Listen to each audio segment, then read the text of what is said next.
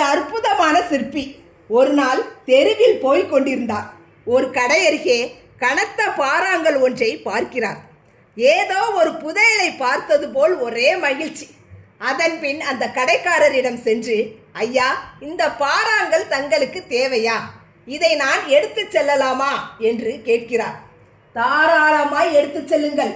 இது இந்த இடத்தில் பெரிய இடையூறாய் இருக்கிறது. போவோர் வருவோரெல்லாம் இடறி விளைகின்றனர் என்றார் கடைக்காரர். பாறாங்கல்லை உருட்டி சென்ற அந்த சிற்பி அதை நுட்பமாய் செதுக்கி அற்புதமான கடவுள் சிலை ஒன்றை உருவாக்கினார். அந்த சிலை கடை தெருவில் விலைக்கு வந்தது.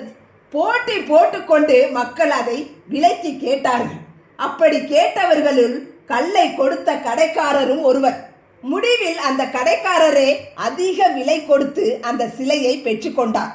அந்த சிற்பியை மறந்துவிட்ட அந்த கடைக்காரர், இந்த அற்புதமான சிலைக்குரிய கல்லை எந்த மலையிலிருந்து எடுத்து வந்தீர்கள் என்றார். அதற்கு சிற்பி, வேறு எங்கிருந்தும் இல்லை, தங்கள் கடைவாசலில் தான் இதை கண்டெடுத்தேன். என்னை நினைவில்லையா, மறந்து விட்டீர்களா என்று கேட்டார்.